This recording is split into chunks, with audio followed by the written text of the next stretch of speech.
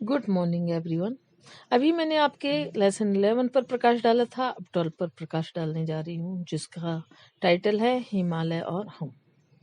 इसके राइटर हैं गोपाल सिंह नेपाली।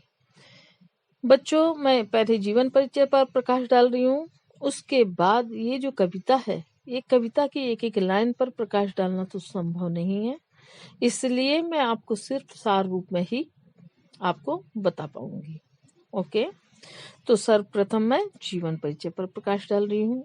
तो जीवन परिचय में आप ध्यान दीजिएगा, आप अपनी बुक सामने रखिएगा और उसके बाद उससे उसके क्वेश्चन आंसर निकाल लीजिएगा। ओके। गीतकार गोपाल सिंह नेपाली का जन्म सन 1902 में हुआ। उन्होंने एक पत्रकार के रूप में जीवन प्रारंभ किया। उन्होंने मालवा से प्रकाशित होने वाले रतलाम टाइम्स दिल्ली से प्रकाशित चित्रपट लखनऊ से प्रकाशित होने वाली सुधा और पटना से प्रकाशित होने वाली साप्ताहिक पत्रिका योगी के संपादन विभाग में कार्य किया। सन 1929 में आपने साहित्य जगत में प्रवेश किया। आपके काव्य स्वर राष्ट्रीय चेतना से ओतप्रोत हैं और संस्कृति के प्रति गौरव भाव है। आप मानवता को स्वर देने वाले कवि हैं। प्रकृति और मानवीय अनुभूतियों का अंतः संबंध आपके गीतों में लोक चेतना का संस्पर्श पाकर सहज हो गया है। राष्ट्रीय भावों के जागरण में उनके काव्य का महत्वपूर्ण योगदान है। सन 1963 में आपका देहांत हो गया। अब आपकी साहित्यिक विशेषताएं। नेपाली जी राष्ट्रीय भावना और भारतीय संस्कृति के कवि हैं। उनकी राष्ट्रीय भावपरक रचनाएं उनकी बेजोड़ प्रतिभा की परिचायक है। अनुभूति की सहजतम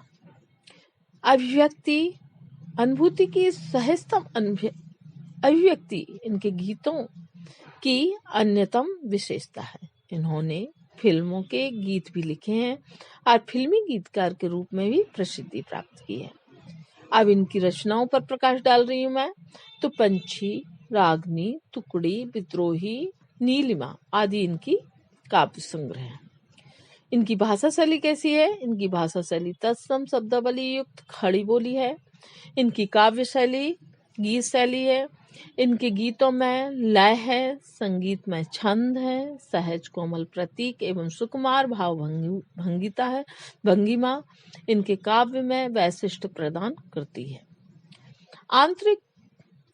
आंतरिक जो कल्पना है इनकी, ये सांस्कृतिक भावों से परिपूर्ण है। ठीक है, अब ये तो हो गया आपका जीवन परिचय। अब मैं आपके जो सार है उस पर प्रकाश डालने जा रही हूँ। ओके, तो मैंने जैसे कि पहले ही बता चुकी हूँ कि हर पंक्ति का सार समझाना तो आसान नहीं है, इसलिए मैं सिर्फ संक्षिप्त शब्दों में ही सार समझा पाऊंगी।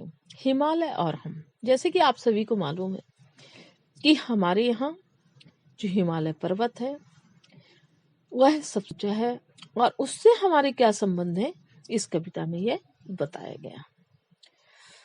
हिमालय और हम कविता के रचयिता तो आपको बता ही दिए गए हैं। अब इस कविता में उन्होंने हिमालय के साथ हम जो भारतीय हैं उनके संबंध कैसे हैं इसके बारे में बताने का प्रयास किया है। भारतीय अस्मिता का प्रतीक हिमालय भारतीय गौरव का चिन्ह है। हिमालय पर्वत इस पृथ्वी पर सबसे ऊंचा पर्वत है। यह धरती पर कैसा लगता है? ताज के समान लगता है। यह भारतीयों के स्वाभिमान का प्रतीक है। यह जितना उच्च स्वाभिमान का परिचायक है उतना ही सांस्कृतिक चेतना का भी है। हिमालय की प्राकृतिक छटा भारत के बाह्य एवं आंतरिक सौंदर्य को व्यक्त करने में भी समर्थ है। प्रभात और संध्या की लालिमा हिमालय के प्राकृतिक सौंदर्य के साथ साथ भारतीय चिंतन के उस पक्ष को भी व्यक्त करती है जिसमें सुख दुख को समान भाव से ग्रहण किया जाता है। हिमालय के आंगन में ही सबसे पहले ज्ञान का उदय हुआ और वहीं वेदों की रचनाएं गूंजी। भारत की मनीषा हिमालय की छाया में प्रसारित हुई।